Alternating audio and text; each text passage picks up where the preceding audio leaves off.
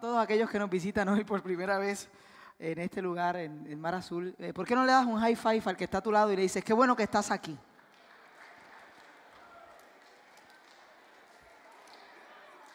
Ahora mírate a la persona que está detrás de ti y dile, I'm so glad you're here. I'm so glad you are here. Se desconecta cualquiera cantando con esta gente, tú sabes, si tú estás ahí, ven Señor. Qué hermoso, ¿verdad? ¿Cuántos de ustedes están desesperados porque llegue el domingo? No, eso no fue cierto. Algunos respondieron, jejeje, no. ¿Cuántos están desesperados que llegue el domingo para estar juntos? Ahora sí. Aquellos que nos visitan, bienvenidos a esta, su iglesia, Mar Azul. Llevamos varias semanas hablando sobre un tema llamado Estadías Eternas. Hemos estado hablando sobre la eternidad. Y la semana pasada llegó un momento en el mensaje en el que recuerdo que estaba diciendo algo sobre el infierno y dije, la semana que viene voy a hablar sobre el infierno. Y después me fui a mi casa a pensar y yo dije, wow, Señor, esa como que no fue la mejor promoción para el domingo. O sea, yo me esperaba que algunas personas no quisieran venir hoy, pero me ha sorprendido el servicio de las 5 y que ustedes todos estén aquí hoy para escuchar sobre este tema. El subtítulo de hoy es El infierno es real.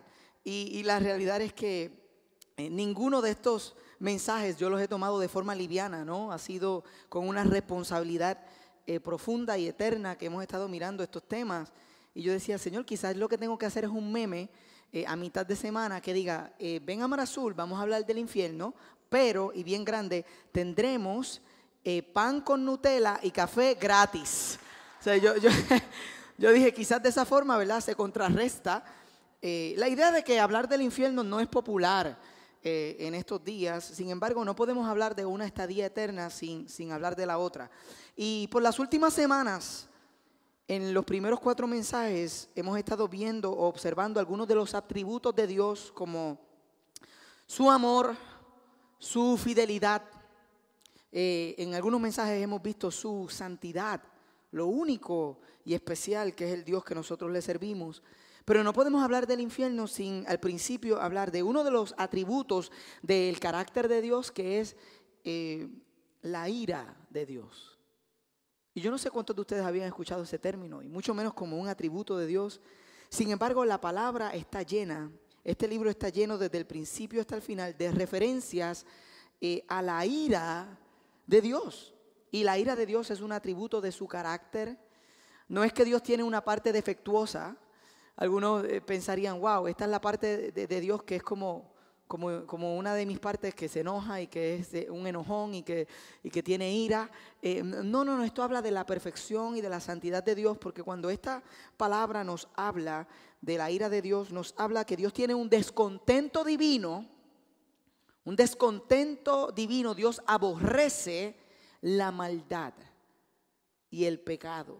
Desde el principio de esta historia hasta el final se nos muestra un Dios que anhela que nosotros podamos llegar a tener la experiencia eterna en unión con Él, en una realidad eterna en la que la maldad ya no es entre nosotros, en la que el pecado no es parte de esa existencia eterna. Y lo vimos la semana pasada cuando hablamos del capítulo 21 y el capítulo 22 de Génesis. Los profetas del Antiguo Testamento hablaban de un tiempo futuro en el que vendría el día del Señor o el día de la ira del Señor. Y lo que nos están hablando no es otra cosa que en el futuro Dios va a purificar cada elemento de maldad de nuestro futuro y va a asegurar que en el cielo nosotros tengamos un lugar perfecto de belleza y de justicia en el que estemos con Él para siempre sin la corrupción del pecado y de la maldad en nuestras vidas. Por lo tanto, ¿por qué predicar del infierno? Hay una advertencia y nuestra Biblia en el capítulo 22, los últimos 4 versos de nuestra Biblia, yo no sé cuántos de ustedes han tenido la oportunidad de leer por sí solos este libro, pero los últimos 4 versos nos dan una hermosa advertencia y lee como sigue el verso 18 del capítulo 22. Todo el que escuche las palabras del mensaje profético de este libro, le advierto esto. Si alguno le añade algo, Dios le añadirá a él las plagas descritas en este libro. Y si alguno quita palabras de este libro de profecía, Dios le quitará su parte del árbol de la vida y de la ciudad santa descritos en este libro. Esto es una advertencia fuerte, ¿no? La idea de que nosotros no podemos añadir a este libro, pero tampoco debemos quitar. Por lo tanto, es mi responsabilidad como mensajero compartir el consejo completo, el mensaje completo de la palabra de Dios. Y en ese espíritu de no quitarle ni añadirle, este mensaje tiene dos partes. La primera parte, nosotros vamos a observar que Jesús nos enseñó sobre el infierno. Y en la segunda parte vamos a observar que la cruz nos enseña sobre el infierno. ¿Ok? Y qué bueno que lo que yo voy a enseñar no es lo que Jonathan Ocasio piensa del infierno, sino que vamos a escuchar las mismas palabras de Jesús sobre el tema. Y lo primero que tengo que decirles a ustedes es que cuando Jesús habla en los relatos del Evangelio y la palabra que él usa se traduce como infierno en nuestra Biblia, la palabra original que él usa es Gehenna. Y Gehenna se refiere a un valle. En el tiempo de Jesús había un valle en Jerusalén que se quemaban los desperdicios. Era como un vertedero donde siempre había un fuego. Yo no sé cuántos de ustedes han tenido la oportunidad de viajar a nuestro hermoso pueblo vecino de Haití. Yo he tenido la posibilidad de estar en Haití por la noche y hay lugares y plazas públicas donde siempre el fuego está encendido porque hay problemas con el recogido de basura en Haití, por lo tanto queman la basura todas las noches. Pues en el tiempo de Jesús había un valle que definitivamente la audiencia de Jesús, cuando él quiere hablar de la estadía eterna separada de él habla de Gehenna porque los que escuchaban el mensaje iban a poder entender la comparación que estaba haciendo Jesús de una eternidad sin Dios cuando veían este lugar. Así que Jesús hace mucha referencia a esta palabra. Y este es el primer principio que Jesús enseña sobre el infierno. Y es que el infierno es peor que cualquier persecución física que pudieras experimentar, que cualquier maltrato físico y cualquier persecución física. En Mateo 10, Jesús le está hablando a sus discípulos en el verso 28 y les dice lo siguiente: no teman a los que matan el cuerpo, pero no pueden matar el alma. Teman más bien al que puede destruir alma y cuerpo en el infierno.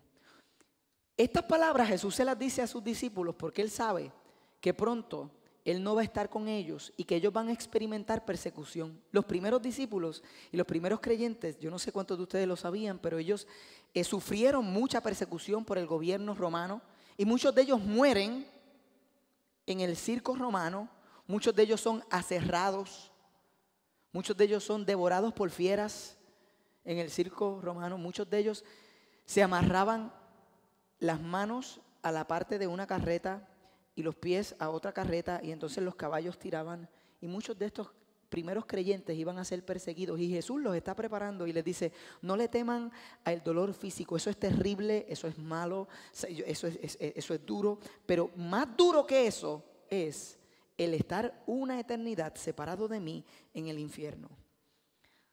Él los prepara diciéndole: no se venden dos gorriones por una monedita, sin embargo, ni uno de ellos caerá a tierra sin que lo permita el Padre. Y Él les tiene contados a ustedes aún los cabellos de la cabeza. Así que no tengan miedo.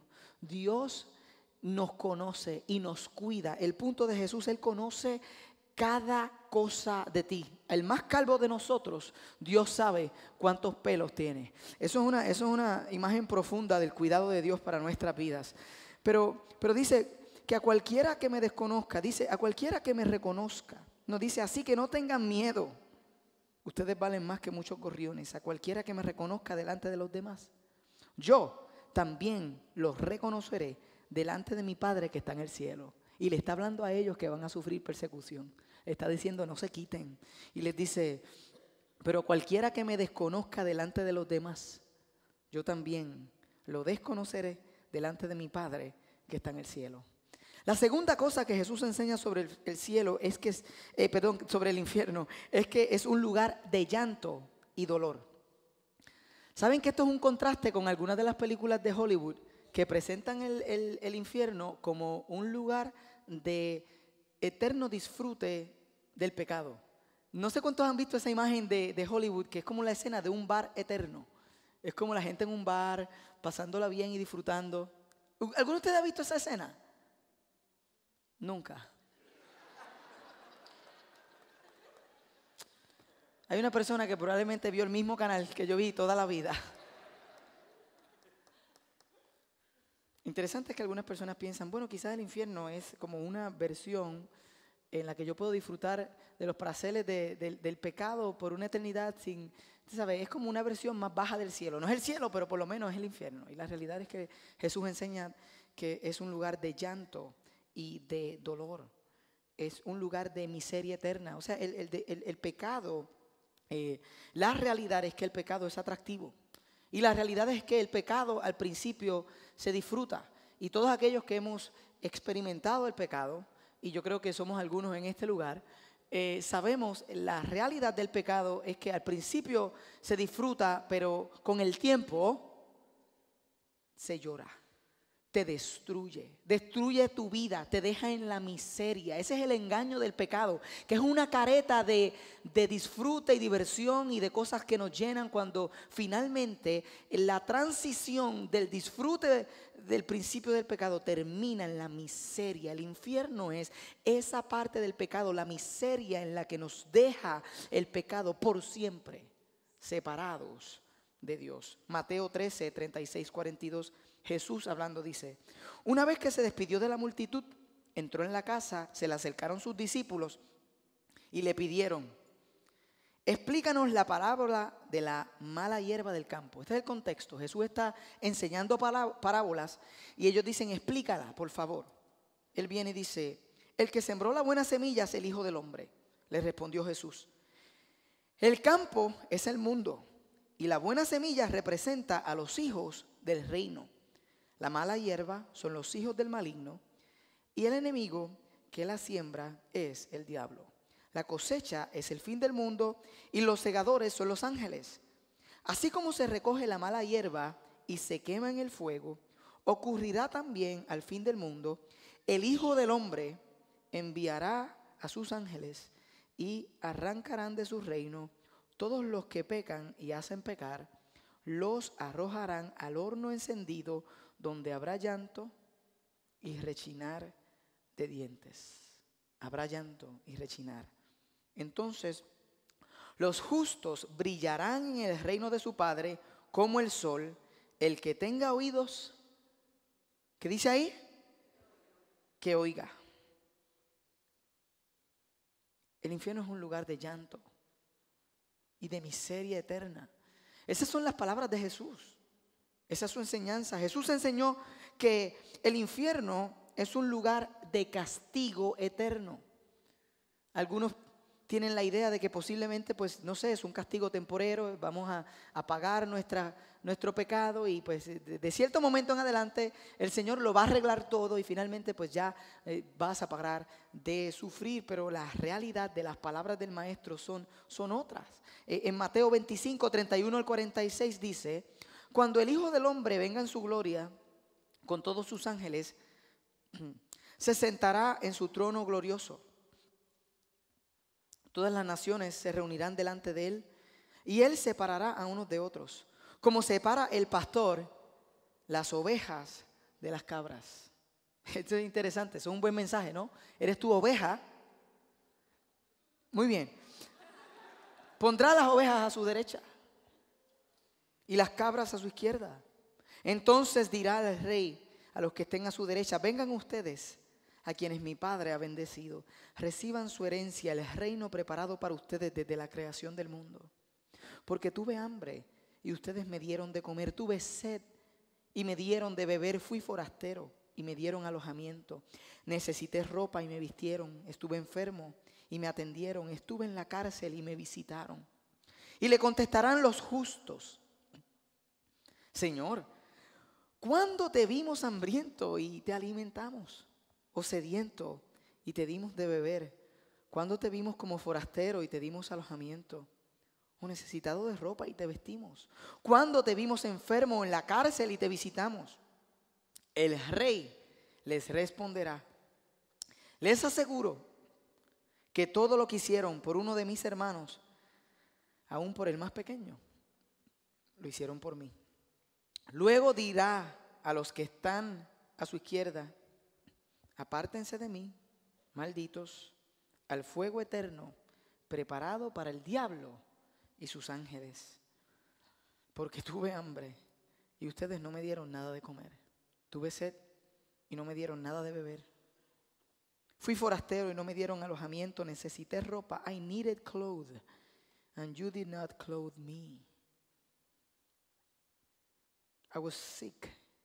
I was in jail, and you did not visit me. Y ellos le contestarán: Señor, ¿cuándo? ¿Cuándo te vimos hambriento o sediento, como forastero, necesitado de ropa, o enfermo, o en la cárcel y no te ayudamos? Él les responderá: les aseguro que todo lo que no hicieron por el más pequeño de mis hermanos, tampoco lo hicieron por mí. Aquellos irán, ¿qué dice ahí? Al castigo eterno. Estas son palabras de Jesús. Y los justos a la vida eterna. No es sufrimiento por un rato que luego desaparece.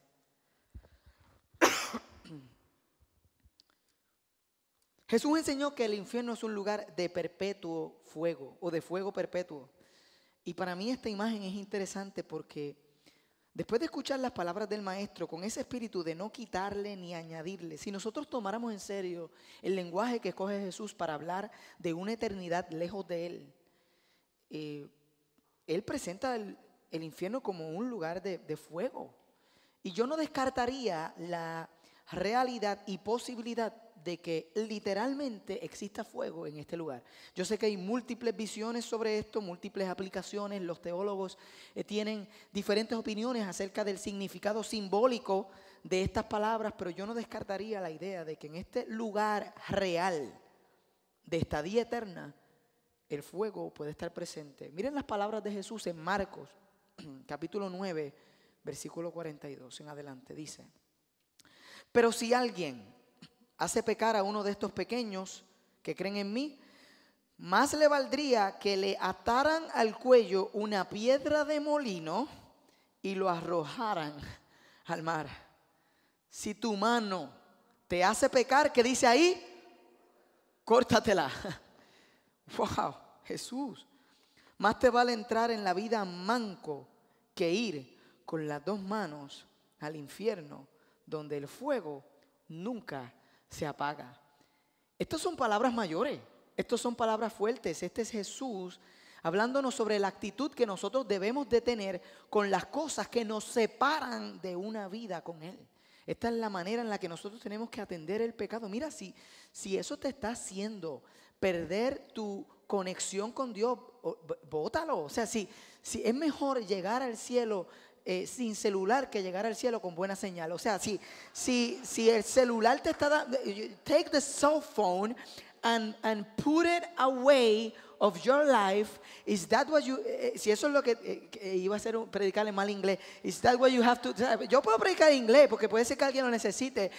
That is what you have to do, my friend. Just take the cell phone and put it away. Sácalo. Get it out of your life. Hay cosas que tenemos que sacar de nuestra vida. Es mejor llegar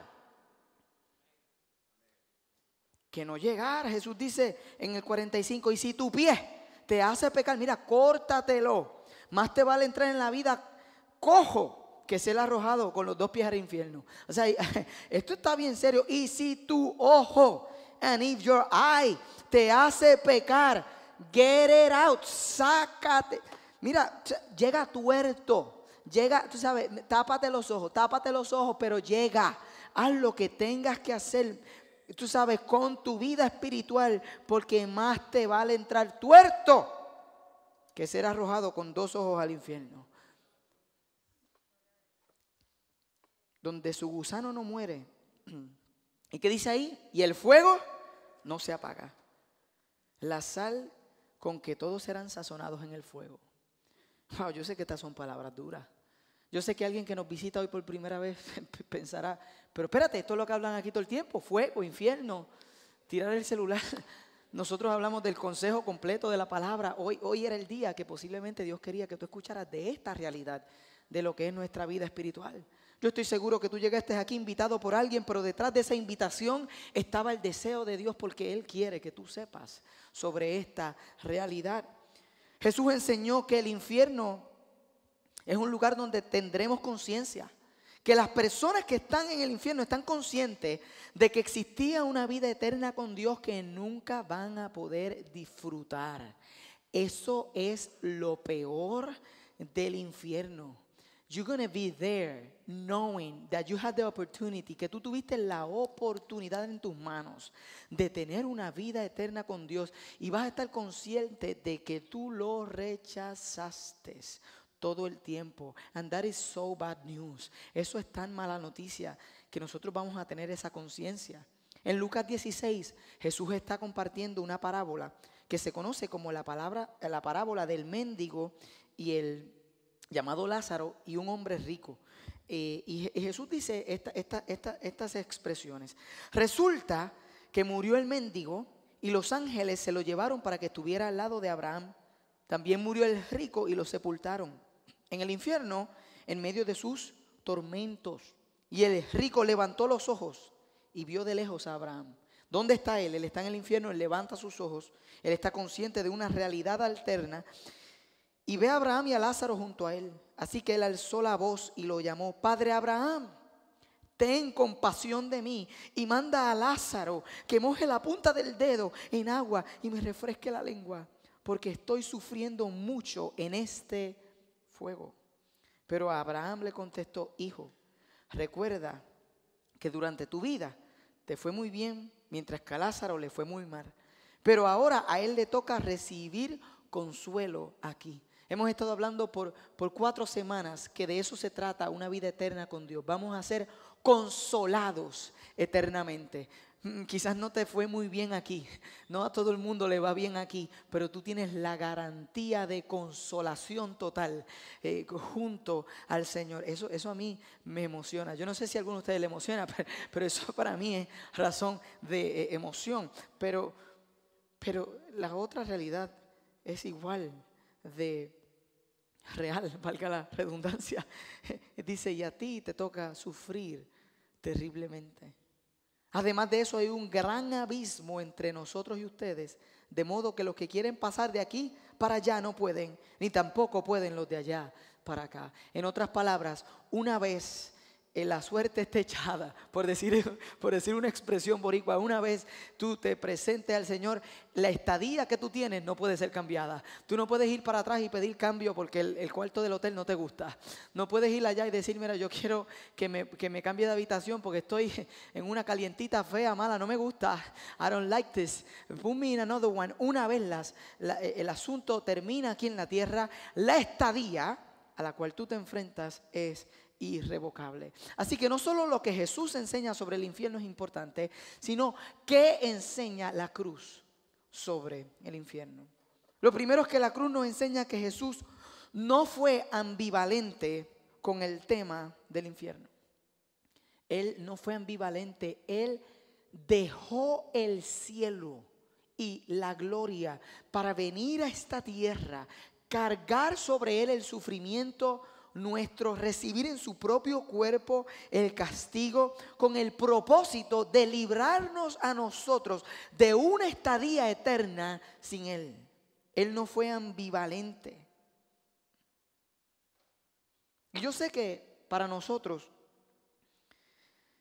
como seres humanos, nuestro deseo a veces es pensar que al final del día, cuando todo se haya dicho y hecho, tú sabes, como que Dios es tan bueno, que Dios va a arreglar esto de cierta forma para que aún aquellos que que lo rechazaron terminen con Él y con todos nosotros en un gran círculo, un grupo de conexión, cantando Kumbaya o Ayepu o todo lo que hacemos en PDP y tú sabes, pero la realidad es que ese es un pensamiento humano que no va a la par con el carácter de Dios, y lo vamos a ver en unos segundos. La realidad es que Jesús no fue ambivalente con el tema del infierno. La cruz nos enseña que hay algo de lo que debemos ser salvados.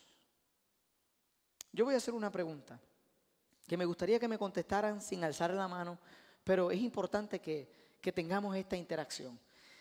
¿Cuántos de los que están aquí o aquellos que están observando este mensaje a través de las redes creen en Jesús? ¿Cuántos creen en Jesús? Muy bien. Yo creo que quizás una gran mayoría. ¿Y cuántos pudieran decir, ok, yo no solamente creo en Jesús, yo creo que Jesús es mi Salvador? ¿Cuántos han dicho eso en alguna ocasión? Él es mi Salvador. Él es mi Salvador. Muy bien. Ahora, esta es la pregunta. ¿De qué Dios te salvó? Si Jesús es nuestro Salvador, ¿de qué fue que Él nos salvó cuando entregó su vida en la cruz? Algunos pudieran contestar, bueno, Jonathan, Él me salvó de mis pecados. Claro que sí, Dios nos salvó. Dios me salvó de una vida inferior, en desconexión con Él, una vida incompleta en esta tierra. Claro que sí, Dios nos salvó de una vida inferior en ese sentido, pero algunos dirían, bueno, Jonathan, Dios me salvó de mí mismo. Dios me salvó de mí mismo.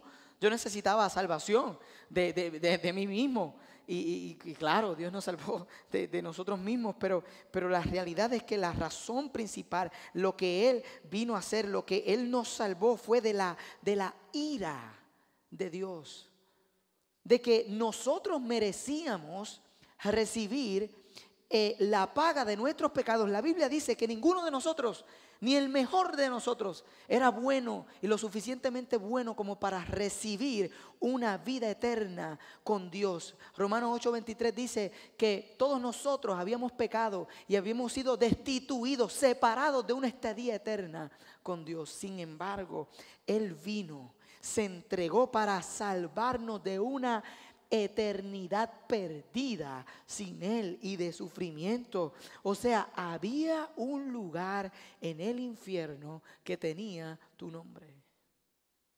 ¿Alguna vez has pensado eso?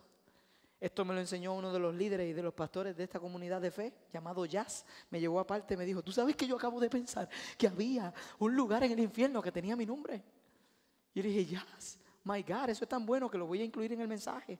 Había un lugar en el infierno que tenía tu nombre y tenía mi nombre. Y lo que Él hizo nos dio a nosotros la oportunidad de que ese lugar no clamara nuestro espacio y que nosotros pudiéramos ser librados de esa eternidad. Eso es razón suficiente para celebrar. Porque esta palabra está llena de que viene un día donde Él va a sacar la maldad. Él va a hacer esto perfecto.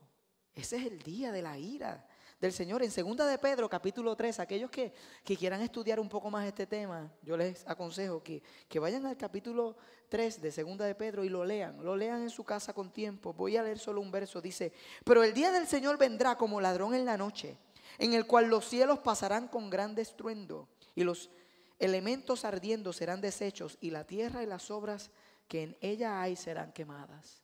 Hay un momento donde esto va a ocurrir, pero don't worry, be happy. Don't you worry, me acordé de esa canción ahora, be happy. ¿Por qué? Porque nosotros estamos cubiertos, nosotros estamos bajo el refugio de la sangre de Cristo. You don't have to be afraid. No tienes que tener temor porque lo que Él hizo creó una transferencia espiritual donde Dios depositó en tu cuenta la justicia de Jesús, porque en la cuenta de Jesús había puesto todos tus pecados, porque Él los pagó, tú recibiste liberación eterna. Ocurrió una transferencia de justicia. En Romanos 5, versículo 6 en adelante lo dice mejor, dice, a la verdad, como éramos incapaces de salvarnos, en el tiempo señalado, Cristo murió por los malvados. Difícilmente habrá quien muera por un justo, aunque tal vez haya quien se atreva a morir por una persona buena. Pero Dios demuestra su amor por nosotros en esto, en que cuando todavía éramos pecadores, Cristo murió por nosotros. Y ahora que hemos sido justificados por su sangre, con cuánta más razón por medio de él seremos salvados del castigo de Dios, porque sí, cuando éramos enemigos de Dios fuimos reconciliados con él mediante la muerte de su Hijo. Cuánta más razón, habiendo sido reconciliados, seremos salvados por su ira. Qué hermosa esta palabra. La cruz nos muestra que Jesús creía fielmente que un día como ese llegaría y que nosotros necesitábamos de su salvación y su sacrificio. La cruz nos enseña que nadie llega a Dios por sus propios méritos. Esto es lo que yo le llamo la teoría de la puerta trasera. Y yo quisiera que ustedes fueran honestos conmigo, porque yo creo que esta es una de las teorías que se asoma en nuestra mente humana, y es lo que hablamos ahorita. La teoría de la puerta trasera es que nosotros entendemos que un asesino vaya para el infierno. Como que eso uno lo entiende. Dice, ok, si existe el infierno, tú sabes, es para los asesinos y para los violadores y para los traficantes sexuales. Yo entiendo que para ese tipo de maldad y depravación hay un camino directo al infierno. O sea, se lo tienen gano, la puerta está abierta. O sea, yo mismo los empujo hacia allá. I believe hell for the bad people. El infierno, yo no sé por qué tengo ganas de predicar en inglés. Hell for the bad people. Pero entonces el infierno para las personas malas lo vemos fácil. Decimos, ok, existe el infierno y es para estas personas. Pero pensamos así, pero para una ancianita buena gente, que hace sancocho, que vive en Jayuya, que no le ha hecho mal a nadie. Tú me estás diciendo a mí, Jonathan, que si esa ancianita muere sin conocer a Cristo y sin poner su fe en Jesús, para ella también es esta realidad del infierno. Y lo que enseña la palabra, no lo que dice Jonathan Ocasio, lo que dice Jesús y lo que nos muestra la cruz, es que no hay puerta trasera, no hay una segunda forma. Está popular un pensamiento que dice, no, todos los caminos, every way leads to God. ¿Sabes? Kumbaya, manfinfi, tú sabes, tú órale entonces, todos los caminos, they lead to God. Lo que enseña esta palabra es que hay un solo camino, y la realidad, la razón por la que no podemos separar la ira de Dios de su hermoso carácter y de su amor, es porque si hubiera una puerta alterna, si hubiera una puerta trasera, si hubiera otra forma, no despreciaría eso el sacrificio que Jesús hizo en la cruz. Wouldn't that make Jesus a fool? ¿No convertiría eso a Jesús en la persona más digna de lástima? Porque le estuviéramos diciendo, Jesús, gracias por dejar el cielo y abandonar la gloria y venir y hacerte humano y vivir entre nosotros y recibir todo el castigo sobre tu cuerpo y pasar el sufrimiento que pasaste. Gracias por hacer eso, Jesús, pero había otra puerta, había otra forma. No, cuando Jesús muere en la cruz, Él nos está mostrando que Él cree fielmente en lo que Él ha enseñado sobre el infierno.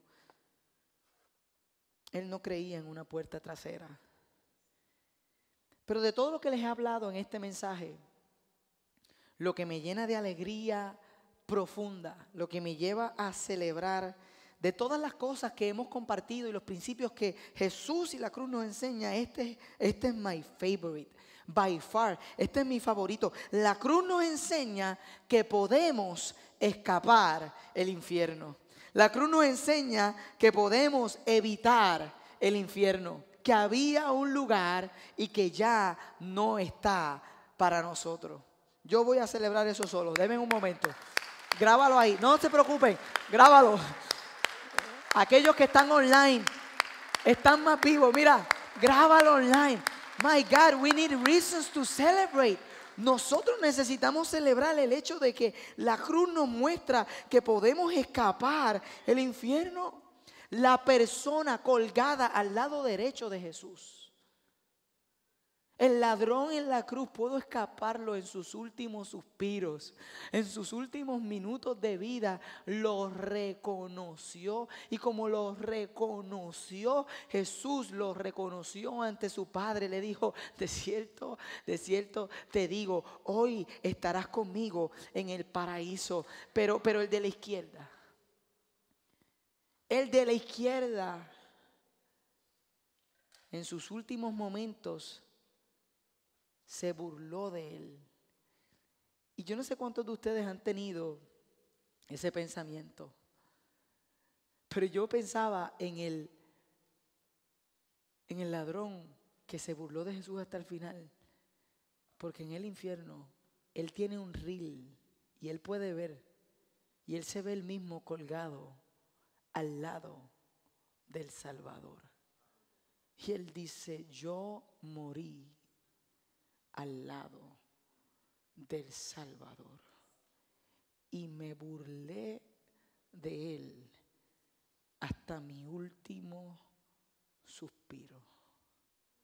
Me mofé con mi última fuerza de vida y él está recordando todo el tiempo que él tuvo la oportunidad que tuvo su compañero. Y en el reel, en la repetición, él ve al compañero diciendo, acuérdate de mí cuando vengas en tu reino. Y él se ve él mismo diciendo, burlándose. Oh my God.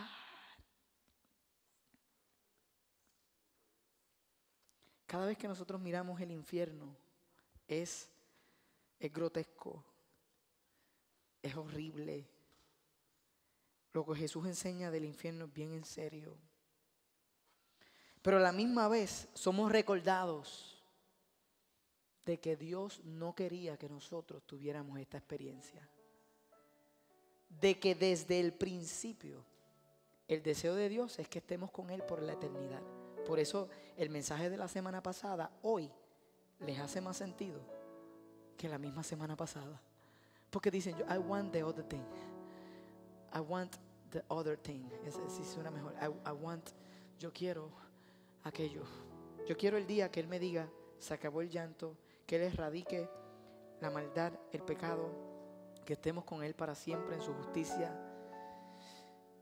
Y qué bueno que Dios hizo esto, no porque no lo merecíamos, sino porque es su gracia, es su carácter.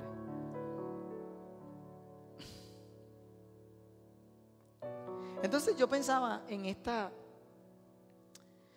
pregunta que persigue a muchas personas que nunca han tomado el libro en sus manos, que nunca han mirado el carácter de este Dios personalmente. Y algunos que no conocen quién es Él se preguntan, ¿cómo es posible que un Dios de amor rechace a algunas personas?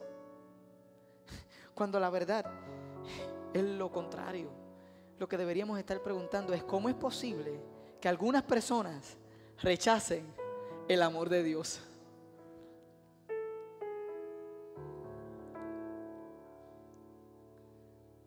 Cuando nosotros nos acercamos a Dios y decimos, ¿cómo es posible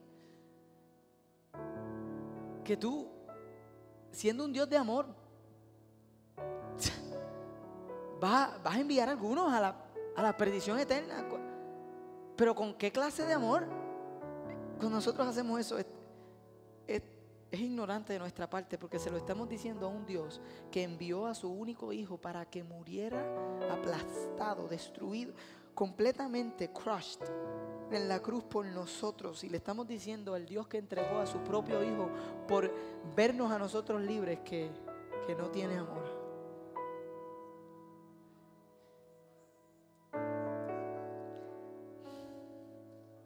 A la pregunta, ¿cómo un Dios de amor envía a algunas personas al infierno?, la respuesta es cómo Dios no nos envía a todos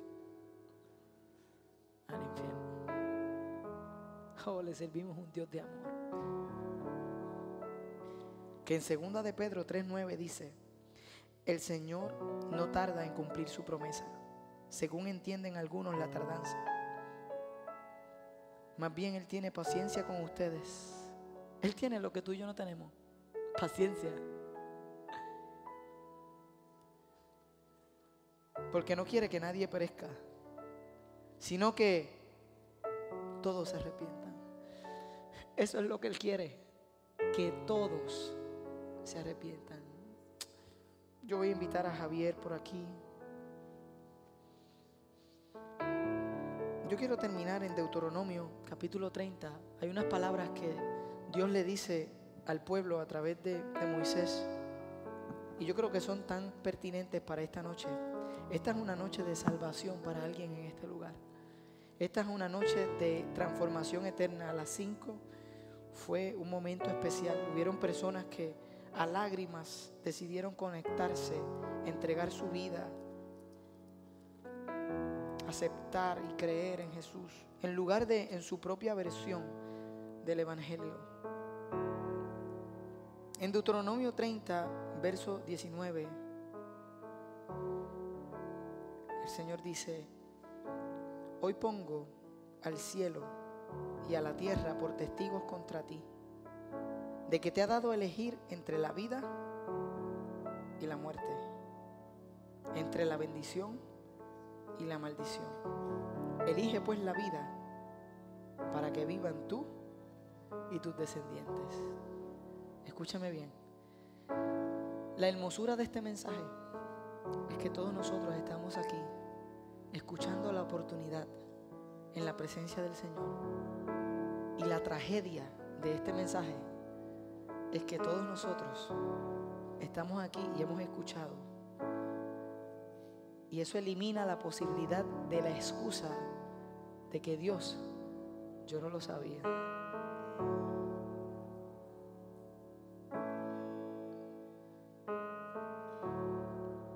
Vamos a cantarlo, Javier.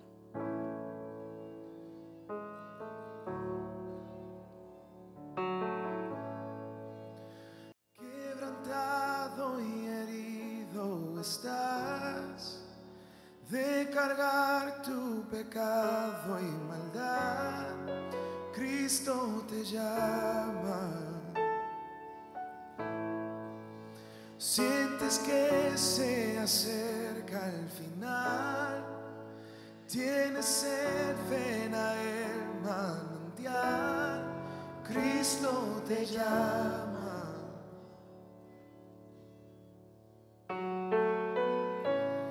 Oh, ven hoy al altar, ven a los brazos del Señor. La sangre de Cristo pagó el precio del perdón. ¿Cuántos pueden creer lo que dice esa canción? Mire, iglesia, yo quiero tener la oportunidad de abrir un espacio a la respuesta de este mensaje. Yo creo en la respuesta al altar. Yo creo todavía en el llamado. ¿Saben por qué? Porque yo creo que es un pacto que para algunos de nosotros es tan necesario. Hay momentos en nuestra vida donde tenemos que hacer un pacto, donde tenemos que reconocerlo. Y si lo reconocemos frente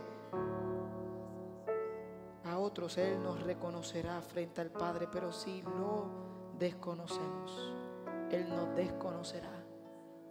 Y yo creo que Dios le ha dado la oportunidad a algunos que están en este lugar, que fueron invitados por alguien, y que de todos los mensajes del mundo vinieron a este. Y yo, sin miedo alguno, quiero ofrecerte la oportunidad de que escojas la vida, de que pongas tu corazón en las manos de Jesús. Es posible que tú hayas hecho esto antes. Y si lo has hecho, hoy no tienes que hacerlo.